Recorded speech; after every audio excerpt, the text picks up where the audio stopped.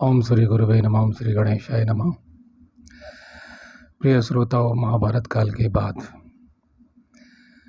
अपने गुरु अपने आप बुद्ध महावीर जैसे लोग और अबोशो जैसे और कृष्णामूर्ति जैसे और आचार्य प्रशांत जैसे लोग, इसके बीच में तमाम ऐसे लोग पैदा हो गए जिनकी कोई गुरु परंपराएं नहीं है।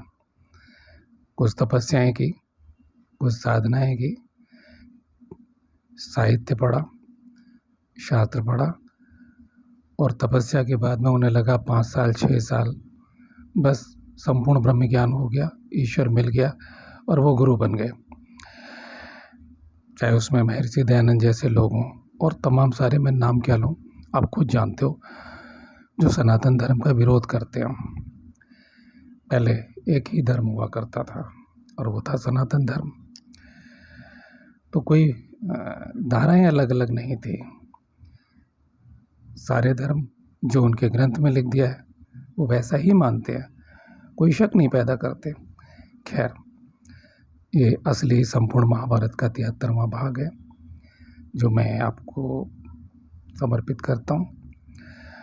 और जहाँ कहीं भी आपको ऐसा लगता है कि यह असंभव है, ऐसा नहीं हो सकता, और विज्ञान के द्वारा या ओशो की दृष्टि से, बुद्ध की दृष्टि से तमाम लोगों ने जो शास्त्रों को तोड़ मरोड़ करके प्रस्तुत किया है, मैं योग शक्ति, पतंजलि, गहरन रहसी, भगवान कृष्ण जो गीता का ज्ञान भी देते हैं, योग विद्या भी देते हैं और विराट स्वरूप भी दिखाते हैं, पूरे जीवन में जो कुछ वो कहते हैं उसको योग शक्ति के द्वारा प्रदर्शित भी करते हैं।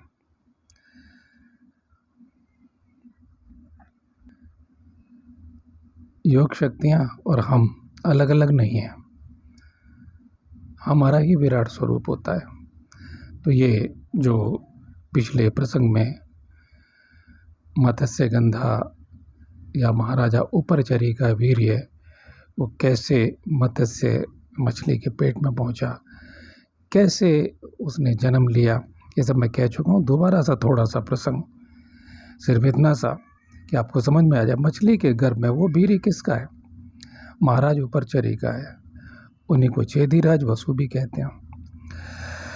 तो वो, और उसके बाद में महर्षि पराशर और सत्यवती की कथा आएगी, तो वो सारी मैंने कह चुका हूँ, पहले पूर्व ही कह चुका हूँ। तो वो जो गर्भ में इतना बड़ा विज्ञान था, आज विज्ञान कहता है कि हमारे ऋषि मुनि सर्जरी तो पहले जानते थे, हम तो इतनी जानते हैं, आँख नाक कान बदल देते थे और बहुत सारी चीज़ें। आज टेस्ट ट्यूब बेबी की बात करते हैं। तो वो कहीं भी आज भी अगर कोई उस विज्ञान को जान ले तो मछली क्या, किसी के पेट में भी मनुष्य का वह वीर्य, रज और वीर्य, वो आधान करके और उसे गर्भ जैसी सुविधाएं दे करके, वही गर्मी, वही वातावरण, वही जीवनी शक्ति दे करके और उसे पैदा किया जा सकता है।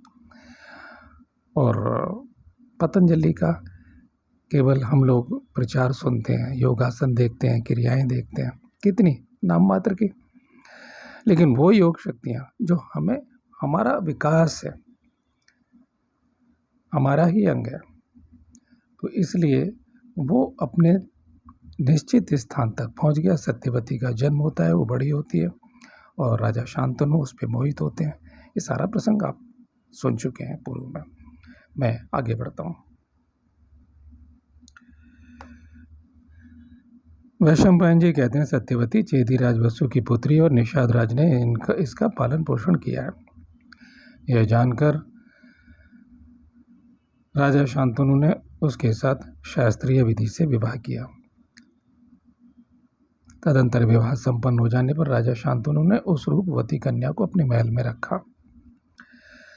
कुछ काल के पश्चात सत्यवती के गर्भ से शांतनु को बुद्धिमान पुत्र वीर चित्रांगद उत्पन्न हुआ, जो बड़ा ही पराक्रमी तथा समस्त पुरुषों में श्रेष्ठ था। इसके बाद महापराक्रमी शक्तिशाली राजा शांतनु ने दूसरे पुत्र महान धनुर्धर राजा विचित्रवीर्य को जन्म दिया। नरश्रेष्ठ विचित्रवीर्य अभी यौवन को प्राप्त भी नहीं हुए थे कि बुद्धिमान महाराजा शांतनु की मृत्यु हो गई। और आप मेरे श्रोताओं जानते हैं कि राजा शांतनु कौन थे। वही महाभीष नाम के पूर्व जन्म के राजा कैसे कैसे शाप के कारण वो यहाँ राजा शांतनु बन गए। तब वो उस लोक में गंगा पर, गंगा देवी, यही भागीरथी गंगा जिसको हम कहते हैं, उनके साकार रूप उस लोक में मोहित हो गए। और मैं लगातार कहता आया हूँ कि दृश्यमान जगत, यहाँ बहुत सारी आत्माएं भ्रमण कर रही हैं कि आप देख सकते हैं नहीं, और साकार भी जगत है। अनंत ब्रह्मांड में कितने प्राणी रहते हैं, विज्ञान तो नहीं पहुँच सकता। कितने बरस लगेंगे एक ग्रह से दूसरे ग्रह जाने पर, ऐसे यान नहीं है। कितने प्राणी रहते हैं और उनके कितने लोग मर कर के प्राणी कहाँ जाते हैं, तो इस पर विचार कीजिएगा। शांतनु के स्वर्गवासी हो जाने पर भीष्म ने सत्यवती की सम्मति से शत्रुओं का दमन करने वाले वीर चित्रांगद को राज्य पर बिठाया। चित्रांगद अपने शौर्य के घमंड में आकर सब राजाओं का तिरस्कार करने लगे। वे किसी भी मनुष्य को अपने समान नहीं मानते थे। मनुष्यों पर ही नहीं, वे देवताओं तथा असुरों पर भी आक्षेप करते थे। तब एक दिन उन्हीं के समान नाम वाला महाबली गंधर्वराज चित्रांगद उनके पास आया और इस चित्रांगद नाम के गंधर्व का कई बार जिक्र हो चुका है पहले भी, और आगे जब ही पांडवों का जन्म होगा इस असली संपूर्ण महाभारत की कथा में, तो अर्जुन से भी इसका युद्ध होगा। इसी का एक चित्ररथ, जिसका नाम बाद में दग्ध रथ हो गया, इन्हीं के लोग का दूसरा गंधर्व है। गंधर्व ने कहा, राजकुमार तुम मेरे सदृश नाम धारण करते हो, अतः मुझे युद्ध का अवसर दो, और यदि यह न कर सको तो अपना दूसरा नाम रख लो। आपने बी आर चोपड़ा की महाभारत देखी होगी, बड़े गलत ढंग से फिल्मांकन किया गया है। उसमें एक आदिवासी तरह से दिखा दिया गया है, और उसके डायलॉग लिखे थे डॉक्टर राही मासूम रजा, जो कि मुसलमान थे, और उन्हें सनातन धर्म की मौलिकता नहीं। जब हम बाई बर्थ हम सनातन धर्मी होते हैं तब कुछ और बात होती है। खैर, तो वो इस ढंग से फिल्मांकित किया गया है। और गंधर्व लोक है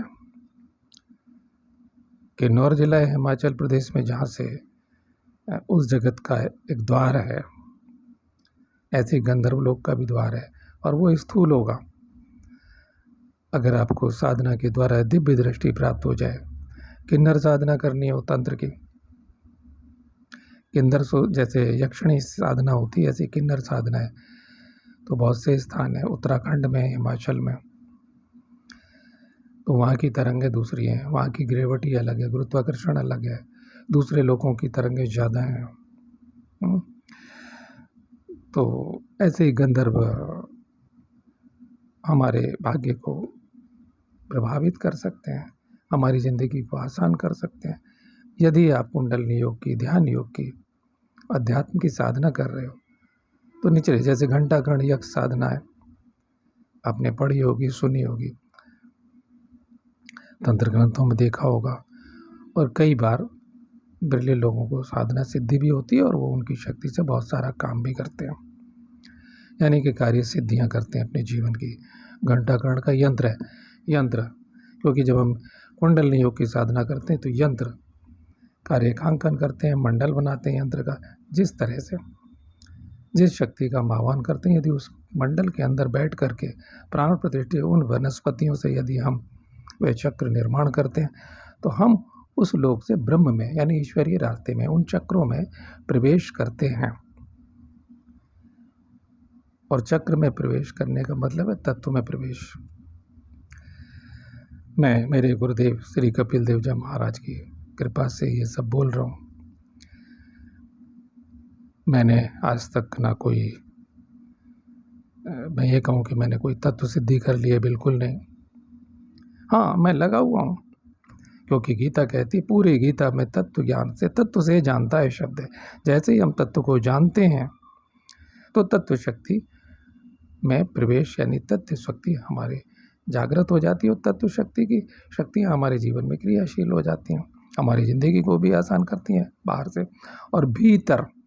हम ईश्वर में, तत्व माने ईश्वर में प्रवेश करना, सारा जगत। गुह्य राजयोग में क्या है, गीता का अध्याय देंगे, गुह्य राजयोग यानी गुप्त राजयोग, सारा जल जगत में बर्फ की भांति है। इसलिए यहाँ जहाँ कहीं भी ऐसा कुछ वर्णन हो इन गंधर्वों का, दिव्य लोकों का, तो आप जान जाइए, पतंजलि भी कहते हैं कि लोकपालों के बुलाए जाने पे, वो लोकपाल कौन है, इंद्रादि, क्योंकि यज्ञ मंडल में भी एक देवता कहीं और रूप से बैठा हुआ है, दूसरी जगह किसी और रूप से बैठा हुआ है। तो कृपया ध्यान दीजिए, विश्वास कीजिए, जब वो कहते हैं कि अल्लाह ने ऐसा किया, वो कहेंगे कि हमारी 130 फुट लंबी जन्नत में हूरें होती हैं और वो थूक दें तो सातों समुद्र मीठे हो जाते हैं, सूरज को उंगली दिखा दें तो ऐसा, पता नहीं आप क्यों और कब सनातन धर्मी होते हुए अपने धर्म को कब गालियां देना, कब उसका अपमान करना बंद करेंगे। आप में से कोई आर्य समाजी हो जाता है, आप में से कोई ब्रह्म कुमारी हो जाता है, ब्रह्म कुमार हो जाता है, पिताजी महाराज बन जाता है, आप में से कोई बुद्ध बन जाता है। पूरी गीता यज्ञ पे खड़ी हुई है। बाहर का भी यज्ञ जरूरी है, अंदर का भी यज्ञ। बाहर के यज्ञ करने से हम अंदर का यज्ञ करने योग्य होते हैं। क्या करोगे, फिर प्राणों का हवन कीजिए ना, पहले से ही पहले सब कुछ छोड़ दीजिए। अगर आप गृहस्थ हैं तो जरूर कीजिए, आवश्यक है आपके लिए। तो ये सब चीज़ें गंधर्व के विषय में बताया। गंधर्व साधना है, गंधर्व लोक है, और BR चौपड़ा ने, क्योंकि कानूनी वादों से, प्रतिवादों से बचने के लिए तोड़ मरोड़ कर प्रस्तुतिकरण किया गया है।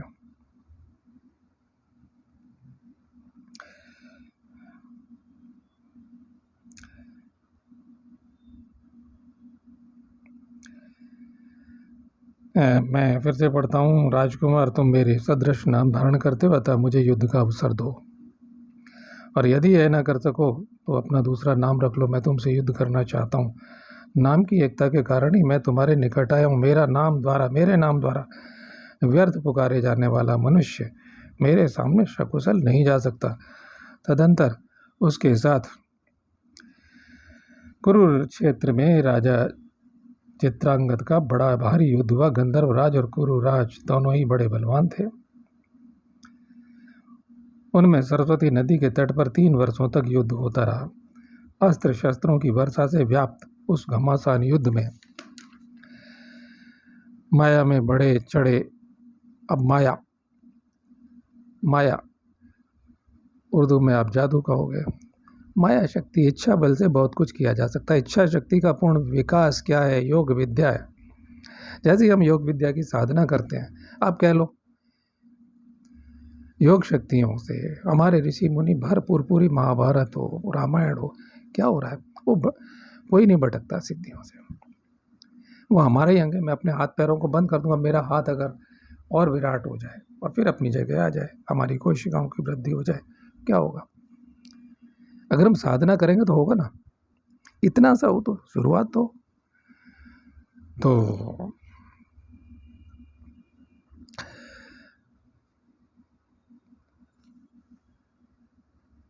ये माया शब्द है।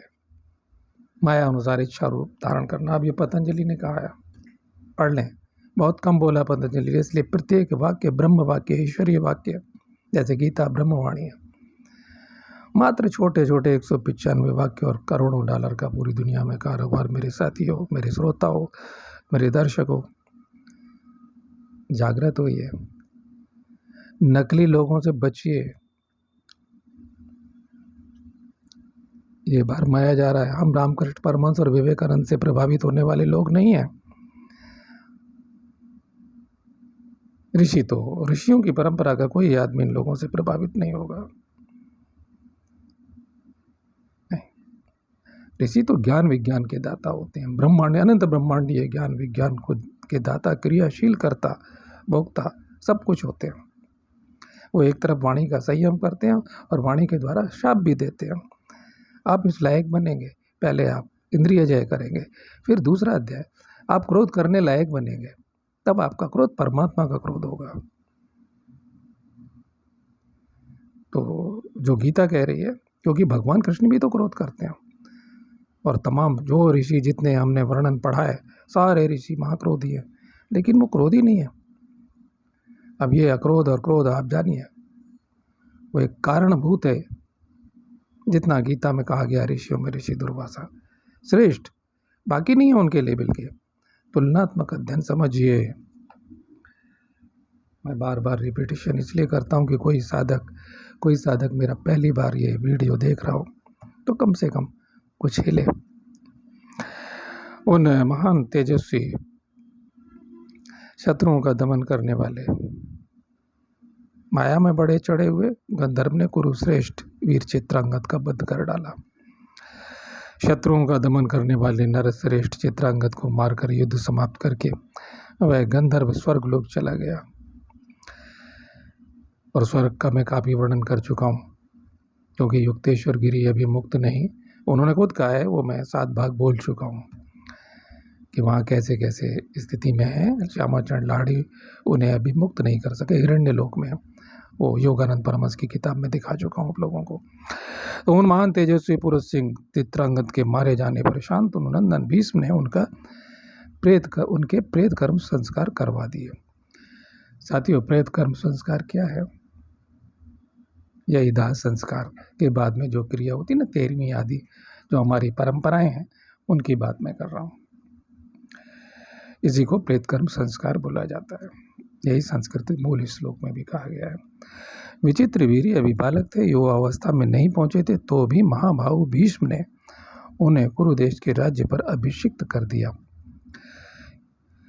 महाराज जन्मेजय जब विचित्र वीर्य भीष्म जी की आज्ञा के अधीन रहकर अपने बाप दादों के राज्य का शासन करने लगे, तब विचित्र वीर्य भीष्म जी की आज्ञा के अधीन रहकर अपने बाप दादों के राज्य का शासन करने लगे।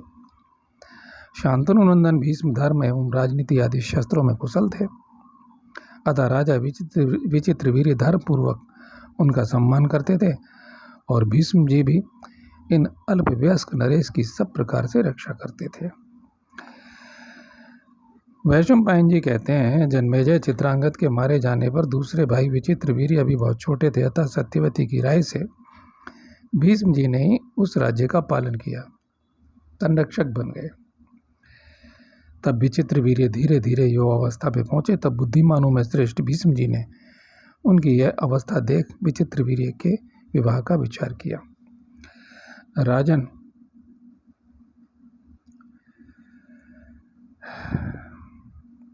उन दिनों, राजन कौन बोल रहा है? वैशंपायन जी। ये कथा जन्मेजय का जो सर्प यज्ञ है, मैं याद दिला दूं मेरे श्रोताओं, यही मेरठ क्षेत्र गाजियाबाद से ब्रजघाट को जाते हैं तो नाका कुआ गढ़ मुक्तेश्वर में जो पड़ता है, आज भी हमारे जितने भी वर्णन हमारे शास्त्रों में सब खुदाई से प्राप्त हो गए। ये महाभारत तो 5000 साल पुराना, 10,000 साल तक के अभिलेख वस्तुएं सब हमें मिल चुकी हैं, मिलती हैं। तो राजन, उन दिनों काशीराज की 3 कन्याएं थीं जो अप्सराओं के समान सुंदर थीं। भीष्म जी ने सुना वे तीनों कन्याएं साथ ही स्वयंवर सभा में पति का वर्ण करने वाली हैं, तब माता सत्यवती की आज्ञा ले रथियों में श्रेष्ठ शत्रु विजयी भीष्म एकमात्र रथ के साथ वाराणसी पुरी को गए। काशी, ये नाम प्राचीन है हमारे शास्त्रों में, जिसे आज बनारस कहते हैं। अकेले चल दिए, क्योंकि दिव्यास्त्रों के ज्ञाता थे। वो थे कि अमेरिका के पास भी आज वो परमाणु बम या हमारे कहीं नहीं है पूरी दुनिया में, वो सारे दिव्यास्त्र जो मंत्र बल इच्छा बल से चलने वाले और वापस लौट आने वाले सृष्टि संहारक पृथ्वी पर क्षण मात्र में बहुत से दिव्यास्त्र तो चलाए ही नहीं गए, वो रहे। पूरे महाभारत में उनका वर्णन है, चलाया नहीं गया। तो वहाँ शांतनु नंदन भीष्म ने देखा सब ओर से आए हुए राजाओं का समुदाय स्वयंवर सभा में जुटा हुआ है और वे कन्याएं भी स्वयंवर में उपस्थित हैं। उस समय सब और राजाओं के नाम ले लेकर उन सबका परिचय दिया जा रहा था। इतने में ही शांतुनंदन भीष्म जो अब वृद्ध हो चले थे वहां अकेले ही आग पहुंचे। उन्हें देखकर वे सब परम सुंदरी कन्याएं उद्विग्न हो गई यानी बेचैन हो गई। उद्विग्न सी होकर ये बूढ़े हैं ऐसा सोचती वहां से दूर भाग गई। वहां जो नीच स्वभाव के नरेश एकत्र थे वे आपस में ये बातें करते हुए उनकी हंसी उड़ाने लगे। भरतवंशियों में श्रेष्ठ भीष्म तो धर्मात्मा सुने जाते हैं। वे बूढ़े हो गए हैं, शरीर में झुर्रियां पड़ गई, सिर के बाल सफेद हो चुके हैं, फिर भी क्या कारण है कि यहाँ आए हैं? ये तो बड़े निर्लज्ज जान पड़ते हैं। अपनी प्रतिज्ञा झूठी करके ये लोगों में क्या कहेंगे? कैसे मुंह दिखाएंगे? भूमंडल में व्यर्थ ही यह बात फैल गई कि भीष्म जी ब्रह्मचारी हैं। आज भी होता है ऐसा, प्रतिज्ञा करके कोई पलट जाए तो बदनामी तो होगी। और वो भीष्म पितामह पूरे भूमंडल पर प्रसिद्ध थे। वैशंपायन जी कहते हैं जन्मेजय क्षत्रियों की ये बातें सुनकर भीष्म अत्यंत कुपित हो उठे। राजन वे शक्तिशाली तो थे ही, उन्होंने उस समय ही समस्त कन्याओं का वर्ण कर लिया। इतना ही नहीं, प्रहार करने वालों में श्रेष्ठ वीरवर भीष्म ने उन कन्याओं को उठाकर रथ में चढ़ा लिया।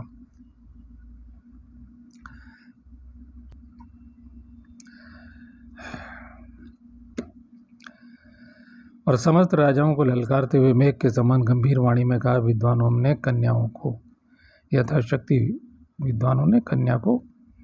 यथाशक्ति वस्त्राभूषणों से विभूषित करके गुणवान वर को बुलाकर उसे कुछ धन देने के साथ ही कन्यादान करना उत्तम ब्राह्म विवाह बताया है। कुछ लोग एक जोड़ा गाय और बैल लेकर कन्यादान करते हैं, यह आर्ष विवाह है। कितने ही मनुष्य नियत धन लेकर कन्यादान करते हैं, यह असुर विवाह है। कुछ लोग बल से कन्या का हरण करते हैं, यह राक्षस विवाह है। और दूसरे लोग वर और कन्या की परस्पर अनुमति होने पर विवाह करते हैं, यह गंधर्व विवाह है, जिसे गांधर्व विवाह भी कहते हैं। कुछ लोग अचेत अवस्था में पड़ी हुई कन्या को उठाकर ले जाते हैं, यह पैशाच विवाह यानी पिशाच लोग ऐसे विवाह करते हैं, पैशाच विवाह है। कुछ लोग वर और कन्या को एकत्र करके स्वयं उनसे प्रतिज्ञा कराते हैं कि हम लोग गृहस्थ धर्म का पालन करेंगे। फिर कन्या पिता दोनों की पूजा करके अलंकार युक्त कन्या का वर के लिए दान करता है। इस प्रकार विवाहित होने वाले प्रजापत्य विवाह की रीति से पत्नी की उपलब्धि करते हैं। कुछ लोग आर्ष विधि यानी यज्ञ करके ऋत्विज को कन्या देते हैं। इस प्रकार विवाहित होने वाले दैव विवाह की रीति से पत्नी प्राप्त करते हैं। इस तरह इसे दैव विवाह कहा गया। इस तरह विद्वानों ने यह विवाह का 8वां प्रकार माना। इन सबको तुम लोग समझो, ये तो तुम लोग समझो, समझते रहो। क्षत्रिय स्वयंवर की प्रशंसा करते हैं और उसमें जाते हैं, परंतु उसमें भी समस्त राजाओं को परास्त करके जिस कन्या का अपहरण किया जाता है, धर्मवादी विद्वान क्षत्रिय के लिए उसे सबसे श्रेष्ठ मानते हैं। अतः भूमिपालों में इन कन्याओं को यहाँ से बलपूर्वक हर ले जाना चाहता हूँ। तुम लोग अपनी सारी शक्ति लगाकर विजय अथवा पराजय के लिए मुझे रोकने के लिए प्रयत्न करो। राजाओं में युद्ध में के लिए दृढ़ निश्चय करके यहाँ डटा हुआ हूँ। परम पराक्रमी कुल श्रेष्ठ भीष्म जी ने उन महिपालों तथा काशी राज से उपयुक्त बातें कहकर उन समस्त कन्याओं को जिन्हें वे उठाकर अपने रथ में बिठा ले चुके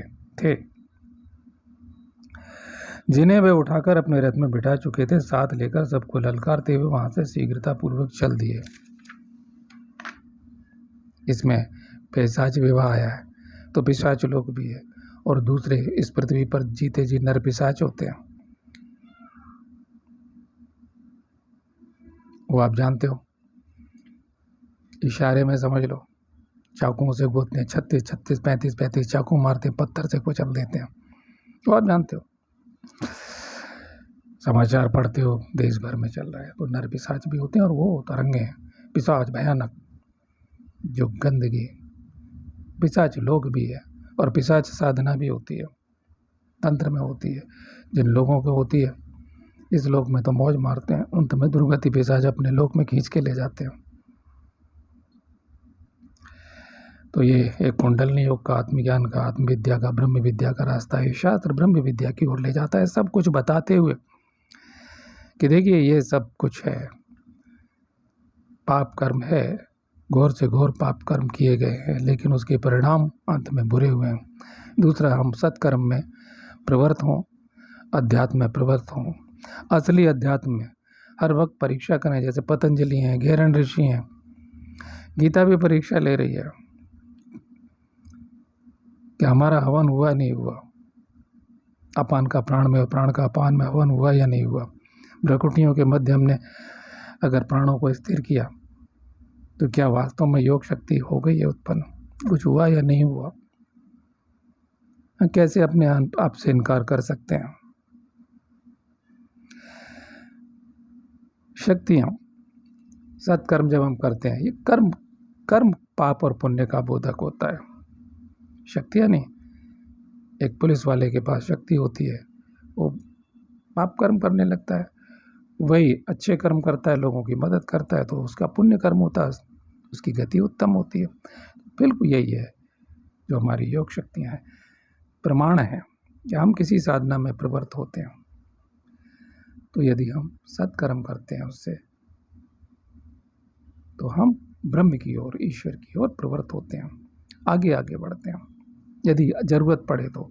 क्योंकि कर्म और अकर्म, इसका निर्णय गीता करती है। अति आवश्यक कर्म, यज्ञ कर्म के, हे अर्जुन यज्ञ के लिए कर्म कर, वही मैं गीता का मूल रूप से आपको भाव बता रहा हूँ, भाव नहीं बता रहा हूँ, यहाँ भाव की बात नहीं कर रहा हूँ मैं, मूल रूप से गीता की प्रस्तुति कर रहा हूँ। आगे अभी तो हुई नहीं है, लेकिन उसी के सूत्रों से मैं इन श्लोकों को आपके समक्ष रख रहा हूँ। फिर तो समस्त राजा इस अपमान को न सह सके, अपनी भुजाओं का स्पर्श करते, ताल ठोकते और दांतों से होठों को चबाते हुए अपनी जगह से उछल पड़े। सब लोग जल्दी जल्दी अपने आभूषण उतार कर कवच पहनने लगे। उस समय बड़ा भारी कोलाहल मच गया। जन्मेजय जल्दबाजी के कारण उन सब के आभूषण और कवच इधर उधर गिर पड़ते थे। उस समय ऐसा जान पड़ता था मानो आकाश मंडल से तारे टूट टूट करके गिर रहे हों। कितने योद्धाओं के कवच और गहने इधर उधर बिखर गए। क्रोध और अमर्ष के कारण उनकी भौहें टेढ़ी हो गईं, आंखें लाल हो गईं। सारथियों ने सुंदर रथ सजाकर अब उनमें सुंदर अश्व जोत लिए, उन रथों पर बैठकर सब प्रकार से अस्त्र शस्त्रों से संपन्न हो हथियार उठाए और उन वीरों ने जाते हुए कुरुनंदन भीष्म का पीछा किया। जन्मेजय तदंतर उन राजाओं ने भीष्म जी का घोर संग्राम हुआ। भीष्म जी अकेले थे और राजा लोग बहुत, उनमें रोंगटे खड़े कर देने वाला भयंकर संग्राम छिड़ गया। राजन, उन नरेशों ने भीष्म जी पर एक साथ 10,000 बाण चलाई, परंतु भीष्म जी ने उन सबको अपने ऊपर आने से पहले बीच में विशाल पंख युक्त बाणों की बौछार करके शीघ्रतापूर्वक काट गिराया। पंख वाले बाण, किस किस प्रकार के अस्त्र शस्त्रों का यहाँ महाभारत में वर्णन होगा, सुनते रहिए। ये सब यानी कि डायनामाइट का भी वर्णन इस महाभारत में 5,000 साल पहले। अब अंग्रेज कहते हैं कि तो उनका आविष्कार है, सोचिए। वे उसे मालूम, अभी आगे आएंगे तो आगे हम पढ़ेंगे तो विस्फोटक सूत्र बोला गया है। तब ये राजा उन्हें चारों ओर से घेर कर उनके ऊपर उसी प्रकार बाणों की झड़ी लगाने लगे जैसे बादल पर्वत पर पानी की धारा बरसाते। भीष्म जी ने सब ओर से उस बाण वर्षा को रोककर उन सभी राजाओं को 3-3 बाणों से घायल कर दिया। तब उनमें से प्रत्येक ने भीष्म जी को 5-5 बाण मारे। फिर भीष्म जी ने अपना पराक्रम प्रकट करते हुए प्रत्येक योद्धा को 2-2 बाणों से बींध डाला। बाणों और शक्तियों से व्याप्त उनका वह तुमुल युद्ध देवासुर संग्राम के समान भयंकर जान पड़ता था। उस सम्रांगण में भीष्म ने लोक विख्यात वीरों के देखते देखते उनके धनुष ध्वजा के अग्रभाग, कवच और मस्तक सैकड़ों और हजारों की संख्या में काट गिराए। युद्ध में रथ से विचरने वाले भीष्म जी की दूसरे वीरों से बढ़कर हाथ की फुर्ती और आत्मरक्षा आदि की शत्रुओं ने भी सराहना की। संपूर्ण शस्त्रधारियों में श्रेष्ठ भरत कुलभूषण भीष्म जी ने सब ओर से योद्धाओं को जीतकर कन्याओं को साथ ले भरतवंशियों की राजधानी हस्तिनापुर में प्रस्थान किया।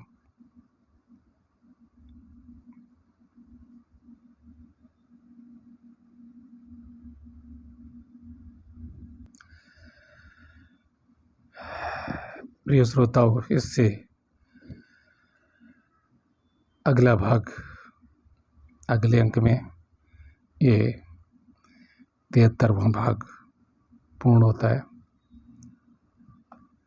ओम तत्सत। ओम तत्सत।